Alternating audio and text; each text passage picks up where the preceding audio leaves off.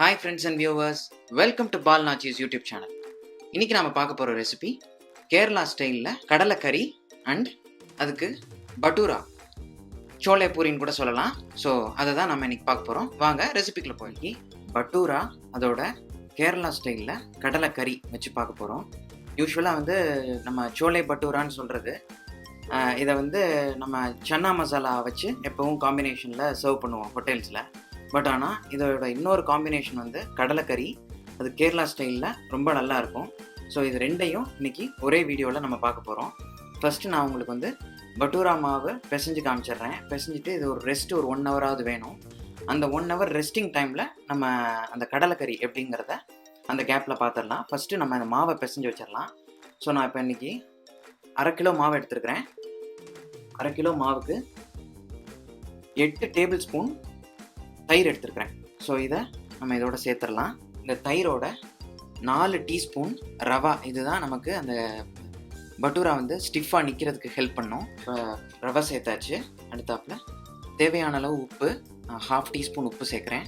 1 table spoon sugar சேர்த்துடலாம். கடைசியாக 1/4 teaspoon baking soda. So இதுதான் உப்புறதுக்கு ஹெல்ப் பண்ணும். தேவையான அளவு தண்ணி சேர்த்து சாஃப்டாக டோ பிசைஞ்சு வச்சுக்கலாம். ஸோ ஃபஸ்ட்டு இந்த மாதிரி இந்த மாவை சைடில் பண்ணிவிட்டு தயிரோட தண்ணியோட நம்ம சேர்த்த சால்ட், சுகரு, பேக்கிங் சோடா எல்லாம் கரைஞ்சிரட்டும்.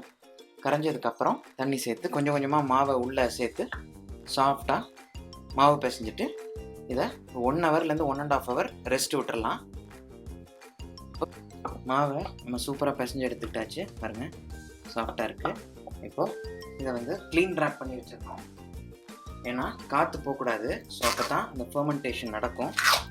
நமக்கு மாவு இன்னும் சாஃப்ட் ஆகும். பட்டூரா ரைஸ் ஆகிறதுக்கு முக்கியமான ப்ராசஸ் இந்த ரெஸ்டிங் டைம். அதை காற்று போகாமல் கவர் பண்ணி வைக்கிறது. ஸோ கவர் பண்ணி 1 ஹவர் ரெஸ்ட் விட்டுறலாம். தென் அதுக்கு நடுவில் நம்ம கடலைக்கறி எப்படிங்கிறத பார்த்துடலாம். ஸோ இந்த க்ளீன் ட்ராப் இல்லாதவங்க ஒன்றும் பிரச்சனை இல்லை. ஈர துணி போட்டு ஃபுல்லாக கவர் பண்ணிவிட்டு அதுக்கு மேலே ஒரு மூடி வச்சு மூடிட்டிங்கன்னா முடிஞ்ச அளவுக்கு காற்று போகாமல் கவர் பண்ணுறதுக்கு தான், வேறு ஒன்று. ஸோ நம்ம பட்டூரா மாவை ஒரு பக்கம் பிசைஞ்சு வச்சதாச்சு. பட்டூராங்கிறது ஒன்றும் இல்லை, சோளா பூரிக்குள்ளது நம்ம பிசைஞ்சு வச்சுருக்குறோம். ஸோ அது ஒரு பக்கம் ரெஸ்ட் ஆகட்டும். அதுக்கு முன்னாடி இந்த ப்ரிப்ரேஷன் ஒர்க் ரெடி ஆயிடுச்சு. என்னென்னா, இப்போ கடலைக்கறிக்கு கருப்பு கொண்ட கடலை தான் பெஸ்ட்டு. ஸோ அதனால் நான் 100 கிராம் ஓவர் நைட் சோக் பண்ணிவிட்டு, அதாவது தண்ணியில் ஊற வச்சுட்டு ஒரு ராத்திரி, அதுக்கப்புறம் இப்போ டைம் கன்சியூமிங்காக உப்பு மஞ்சத்தூள் போட்டு நான் பாயில் பண்ணி எடுத்துட்டேன். பாருங்கள், இப்படி மேஷ் ஆகும். ஸோ 6 விசில் நான் ப்ரெஷர் குக்கரில் வச்சுருக்கேன்.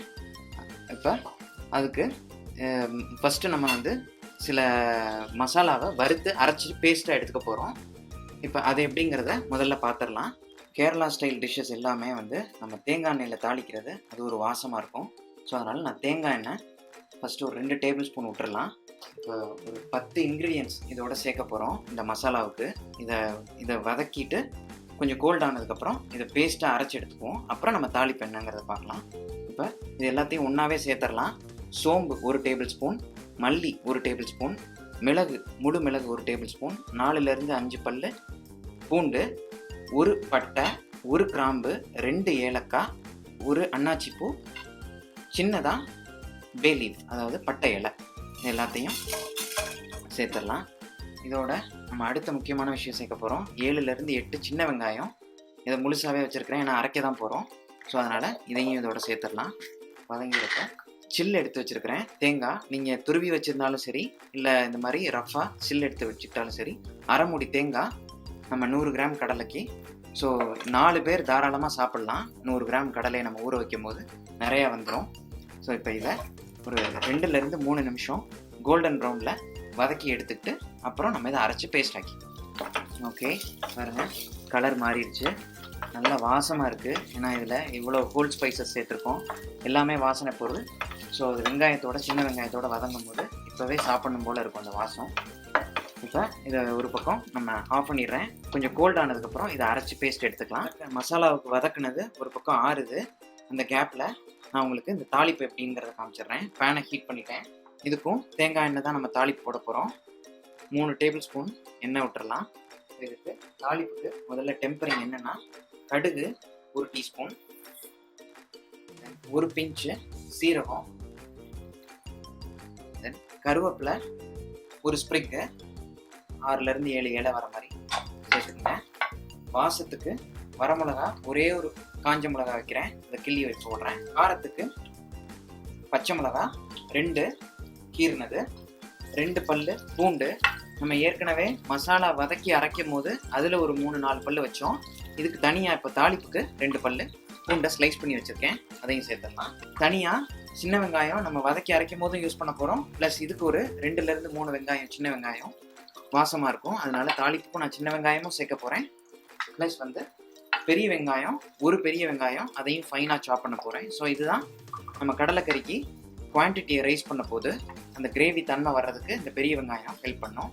ஸோ அதனால் இதை சேர்க்குறோம். இதுக்கு தக்காளி நம்ம சேர்க்க போகிறதில்ல, வெங்காயம் மட்டும்தான். அதனால் ஒரு பெரிய வெங்காயமாக எடுத்துக்கங்க, அதையும் நல்லா ஃபைனாக சாப் பண்ணி இப்போ கோல்டன் ப்ரௌனில் வதங்கிடும். வெங்காயம் வதங்குறதுக்கு ஒரு டேபிள் ஸ்பூன் உப்பு சேர்த்தேன். ஸோ இதோட இப்போ நம்ம இதுக்கு சேர்க்க போகிற பவுடர் ஸ்பைசஸ், அதாவது மசாலா என்னென்னா மிளகாய்த்தூள், மஞ்சத்தூள் மட்டும்தான் சேர்க்க போகிறோம். மிளகாய்த்தூள் ஒரு 1.5 டேபிள் ஸ்பூன் சேர்த்துக்கலாம். காரத்துக்கு ஏற்றாப்புல சேர்த்துக்கங்க. ஆல்ரெடி நம்ம பச்சை மிளகாயும் காஞ்ச மிளகாயும் வச்சுருக்கோம். அது போக மஞ்சத்தூள் 1/2 டீஸ்பூன். ஏன்னா நம்ம அந்த கொண்டக்கடலை அவிய வைக்கும் போது நம்ம மஞ்சத்தூள் சேர்த்துருக்கோம், அதனால் 1/2 டீஸ்பூன் போதும். அந்த மசாலா பச்சை வாடை போகிற வரையும் குக் பண்ணிவிட்டு அதுக்கு அடுத்தாப்புல நம்ம அரைச்சி வச்சுருக்கிற இந்த மசாலாவை இப்போ சேர்த்துடலாம். இதிலையே நமக்கு எல்லா வாசனை பொருட்களும் இருக்கனால ரொம்ப நல்லா இருக்கும் இந்த கிரேவி. அரைச்சாச்சு. நான் இந்த கடலை வேக வச்ச தண்ணி அதை தூக்கி போடலை, அதை நான் வச்சுருக்கிறேன், அதை கொஞ்சம் சேர்க்குறேன். சேர்த்துட்டு இப்போ எண்ணெய் விடுற வரையும் இந்த மசாலாவை குக் பண்ணிடலாம். அதுக்கப்புறம் நம்ம கடலையை சேர்ப்போம். நம்ம ஓப்பன் பண்ணலாம். அருமையான வாசம் வருது. இப்போ நல்லா கொதிக்க ஆரம்பிச்சிருச்சு. இப்போ இந்த ஸ்டேஜில் ரா ஃப்ளேவர், அதாவது இந்த பச்சை வாடை எல்லாம் போயிடுச்சு, நம்ம சேர்த்த மசாலாவோட பச்சை வாடை. இப்போ இதோட நம்ம அவிச்சு வச்சுருக்கிற கருப்பு கொண்டக்கடலையை சேர்த்துடலாம். இப்போ இந்த ஸ்டேஜில் நீங்கள் தேவையான காரம், உப்பு எல்லாம் செக் பண்ணிக்கோங்க. தென் தேவையான அளவு தண்ணி உங்கள் கிரேவி கன்சிஸ்டன்சிக்கு ஏற்றாப்புல. பொதுவாக இது செமி கிரேவியாக இருக்கும், ரொம்ப தண்ணியாக இருக்கக்கூடாது. கொஞ்சம் தண்ணி சேர்க்குறேன். ஸோ இப்போ இந்த கடலை சேர்த்ததுக்கப்புறம் இன்னொரு 7லேருந்து 8 நிமிஷம் இந்த கடலை இந்த மசாலாவோட குக் ஆகிரட்டும். மூடி கூட போட்டுக்கலாம்.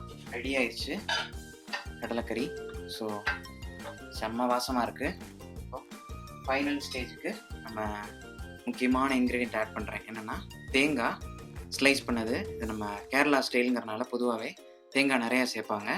இதை நம்ம இப்போ ஃபைனலாக இதை சேர்த்துடலாம். இது வாயில் அங்கங்கே கடிப்படும்போது நமக்கு ரொம்ப நல்லாயிருக்கும். லெமன் ஜூஸ் லேசாக ஷார்ப்னஸ்க்கு. ஸோ 1/2 டீஸ்பூன் லெமன் ஜூஸ், கொத்தமல்லி தழை ஃபினிஷ் பண்ணிடலாம். ஸோ இதை ஒரு பக்கம் மூடி வச்சிடலாம். அப்புறம் பட்டூரா போட்டுட்டு கொண்டக்கடலை கறியை எப்படி சர்வ் பண்ணுறதுங்கிறத காமிக்கிறேன். நம்ம இப்போ பட்டூராவுக்கு பேடா பண்ணி போட்டுடலாம். ஸோ பாருங்கள், சாஃப்டாகிடுச்சு. கடைசியாக நான் ஒரு 2 டேபிள் ஸ்பூன் ஆயில் மட்டும் இதில் விட்டுருக்கேன். இப்போ இதை இன்னொரு 2 மினிட்ஸ் அதை நீட் பண்ணிடுவோம். அதாவது பிசைஞ்சிட்டு அதுக்கப்புறம் பேடா பண்ணி, கொஞ்சம் பெரிய பேடாவாக பண்ணிக்கணும். நான் சோலே பட்டூரா பொதுவாக பெருசாக இருக்கும், பூரி சப்பாத்தியை விட கொஞ்சம் பெருசாக பண்ணி. ஸோ இப்போ நம்ம பட்டூரா போட்டு எடுத்துடலாம். நான் 2 நிமிஷம் மாவை பிசைஞ்சதுக்கப்புறம் அதை பேடா பண்ணிட்டேன். கொஞ்சம் சப்பாத்தி பூரியோட நீங்கள் பெரிய பேடாவாக எடுத்துக்கணும், டபுள் சைஸு. இப்போ தான் பட்டூரா பெருசாக வரும். உங்கள் கடாய்க்கு ஏற்றாப்புலையும் நீங்கள் எடுத்துக்கங்க. மாவு டஸ்ட் பண்ணிக்கலாம். ஸோ நல்லா இவ்வளோ பெருசாக தேய்ச்சிக்குங்க. எல்லா சைடும் ஈவனாக இருக்கணும். ஸோ மேடு பள்ளமாக நீங்கள் ஒரு பக்கம் திக்காகவும் ஒரு பக்கம் தின்னாகவும் இருந்துச்சுன்னா பட்டூரா ஒழுங்காக வராது. ஸோ இப்போ நம்ம ஆயில் எல்லாம் ஹீட் ஆயிடுச்சு. ஃபுல் ஃப்ளேமில் வச்சுக்கோங்க ஆயிலை. இப்போ போட்டுடலாம். இந்த மாதிரி அழகாக எடுத்துருங்க. ஆயில் எல்லாம் ட்ரிப் ஆனதுக்கப்புறம் இதை தனியாக பிளேட்டில் வச்சு நம்ம கடலைக்கறியோட இதை எப்படி சர்வ் பண்ணுறது அப்படிங்கிறத நம்மளுடைய கடலைக்கறி அண்டு பட்டூரா ரெடி ஆயிடுச்சு. ஸோ நான் பிளேட்டில் எடுத்து வைக்கும் போது நல்லா ஃப்ளஃபியாக உப்பலாக இருந்தது. இப்போ நான் அந்த வீடியோ ஃபினிஷ் பண்ணுறதுக்குள்ளே அது அமைஞ்சிருச்சு. ஸோ இதை உடனே சர்வ் பண்ணால் தான் நீங்கள் அந்த உப்பலாக ரெஸ்டாரண்ட்டில் எப்படி கொடுக்குமோ அதை ஃபீல் பண்ண முடியும். ஸோ இது அட்டகாசமான ஒரு ரெசிபி. கண்டிப்பாக இதை ட்ரை பண்ணி பாருங்கள். இதோட 2ஓட காம்பினேஷனும் ரொம்ப சூப்பராக இருக்கும். நான் ஆனியன் ரிங்ஸோட இதை சர்வ் பண்ணியிருக்கேன். ஸோ கேரளா ஸ்டைல் கடலைக்கறி with bhatura please try in your home and எப்படி வந்திருக்குங்கிறத எனக்கு கண்டிப்பாக என்னோட கமெண்ட் செக்ஷனில் தெரிவிங்க. இன்ட்ரெஸ்டிங் ரெசிபிஸ் என்னோட தெரிஞ்சுக்கிறதுக்கு என்னை பால் நாச்சியை ஃபாலோ பண்ணுங்கள். Star cooking is always possible at home. So please do share and subscribe with your friends. Thank you.